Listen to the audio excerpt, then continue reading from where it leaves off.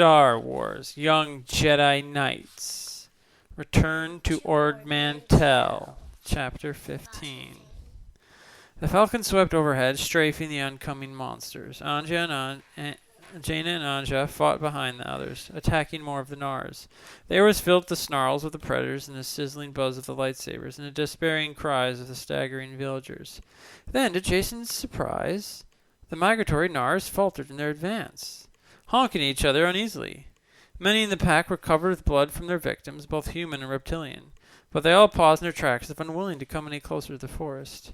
Jason, sensing the monster's hesitation, desperately tried to use his Jedi senses in another way. The Nars were at the edge of their territorial range. Jason could feel they had never come this far before, and the forests ahead were a great unknown, and that the predators had little desire to keep following. He sent out his thoughts, giving the Nars a vague feeling they had come far enough, that they should turn and go home. They smelled the blood in the air, dimly understood that many of their number had already died in the trek. The Nars honked at each other in rudimentary form of communication. With sagging shoulders and trembling knees, the villagers turned to watch in shock as the predators ground to a halt, snapping sharp teeth in the air as if they had reached some invisible boundary. Lowy gestured with his big hairy arms to keep the people moving toward the forest during his unexpected respite. "Dear me, how odd. I do hope the Nars don't change their mind and attack again," EMT said. The Falcon circled back and blasted one motionless Nar who stood in the lead. The other reptiles howled and snapped their jaws in defiance at the sharp, disc-shaped ship that cruised overhead. They turned about, moving much slower now, and began to trek back through the minefield. The stragglers stopped to snort among the scraps of meat that remained in the carcasses they left behind during their chase from the fleeing villagers. Jason stood at the edge of the forest, surveying the tall, dark trees and the shadows beyond. Further in distance, beyond the forest, steep mountains and winding switchback roads led up to the open tunnels and cliffside stone villages of the miners. The Falcon came to the lower edge of the forest and hovered low. Jason and Lowy reached out with their Jedi senses, found a clear area of the clear of the burrowing detonators, and gestured for Han to land. With a hiss not unlike the monstrous Nars, the ship settled down to uneven terrain. The boarding ramp extended, and Han and Zeke bounded out. "You kids okay?" Han called, breathless. "We are, Dad," Jason said. His sister, looking exhausted, came up next to him. "We lost quite a few of the villagers," Jaina said. "But there was nothing more we could do. We tried our best." Jason turned his emerald green gaze toward her. "Without you, they'd have all been slaughtered. I just wish I had my own lightsaber so I could have fought at your side." Jaina touched his arm. "You'll have one soon, Zeke, and you'll earn it the right way." "You helped us out just fine with the Falcon," Anakin said. Jaina smiled. "You weren't so bad yourself, for a little brother, of course." Anja joined them now, sweating, flushed, but seething with energy. Jason seemed as if she wanted to attack the Nars to attack again so she could enjoy the fight. His droid foot clanging on the boarding ramp, Yano stepped into the opening of the ship and gazed back across the fields where explosions boomed in the distance. One of the retreating Nars had stepped on another burrowing detonator. "Well, that's one way to clear a minefield," Jason said. Anda chuckled, but Jason didn't feel like making any more attempts at humor. "Now we have nothing." Yano shook his shaggy head. His broad shoulders appeared to carry more weight than even his once great muscles could bear. "We abandoned our village. The only way to get back is to cross the land minefield again. Even then, the Nars have destroyed many of our homes. We'll be waiting for us to return in the village now. We survived this night, but now what do we do?" Anja stood, flushed, her lightsaber still in hand. Though the other young Jedi Knights had switched theirs off, she kept her powered on and throbbing. Its Narish yellow night threw dark shadows on her face. She pointed up at the mountains just visible above the trees. "You can go there. That's where I used to live. My village in the mountains." The farmers cried out in anger. Bianos glowered at her. "Who what, become slaves to the miners?" Han Solo, still perhaps hoping to make peace between himself and Anja, came forward. "I can take you up to the village in the Falcon. We'll talk to their leader. I need to hear both sides of the story anyway. This could be the best way to get your groups talking." "Hey, what are the rest of us supposed to do?" Jason said. "We could just wait here and make camp." "We could walk through the forest," said one of the villagers.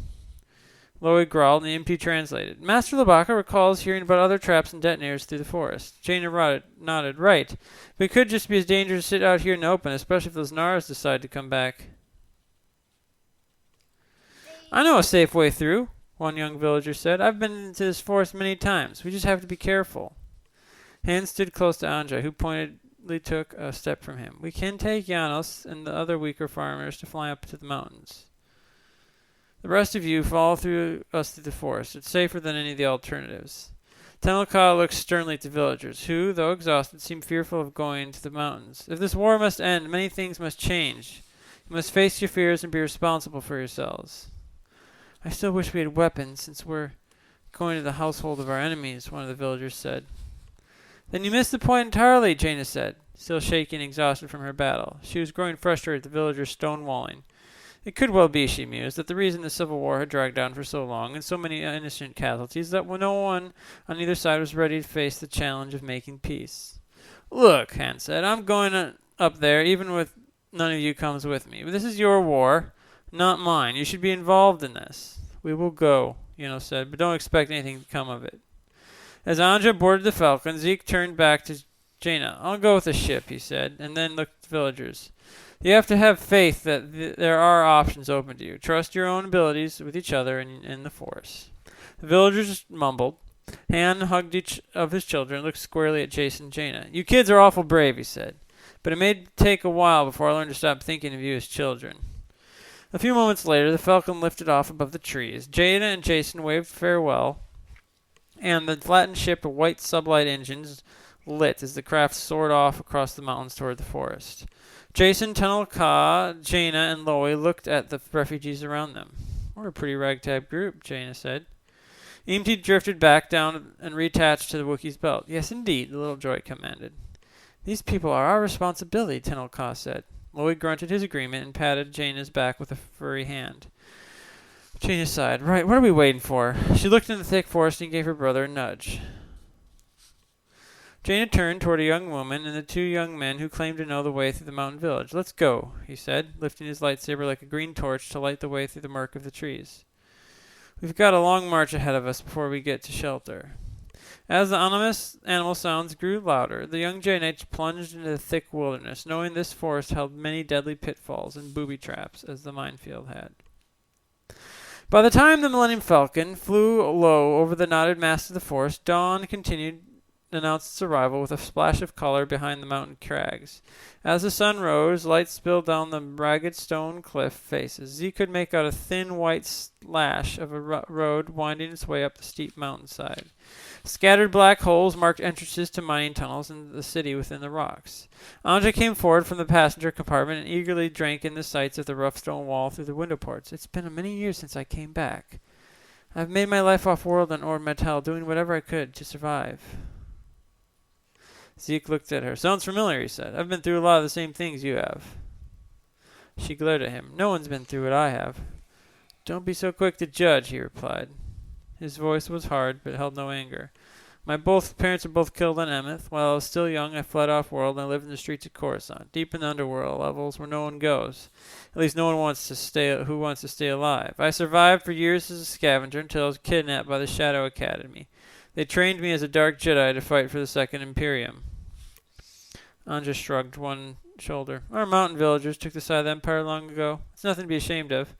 Maybe, but now I've learned and grown and adapted instead of wallowing in bitterness about my past. Sure, things went wrong with my life, but I think I've finally learned how to make something better. Or you finally convinced yourself to let the people who hurt you get away without punishment.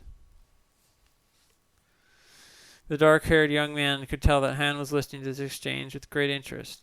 Zeke gave a wiry smile. If punishing other people is the most important thing in your life, then perhaps you need to look for another hobby.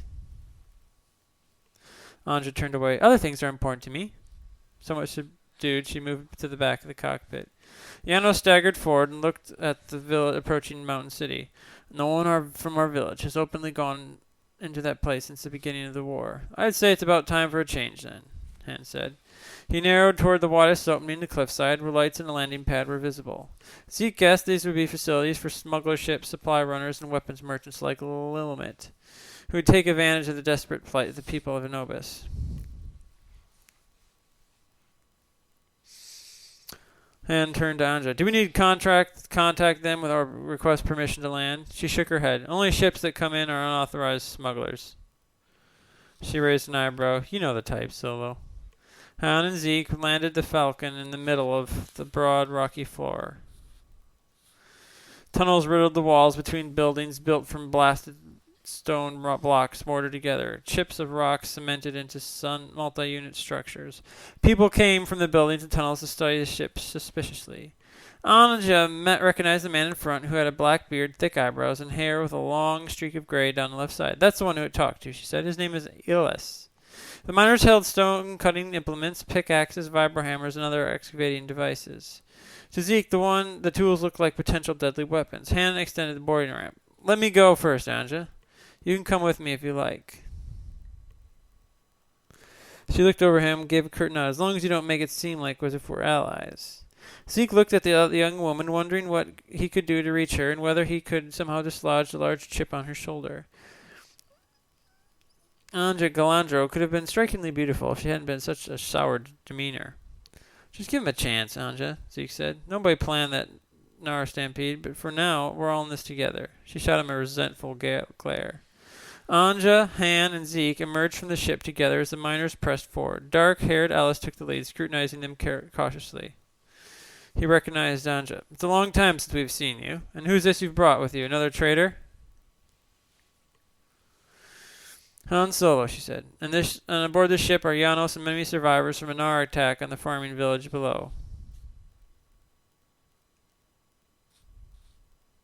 At this, Janos hobbled forward on his droid leg. Though broad and burly, he held up the boarding ramp piston for support. The miner set up a gruff cheer. Ellis smiled, showing his teeth from within the dark nest of his beard.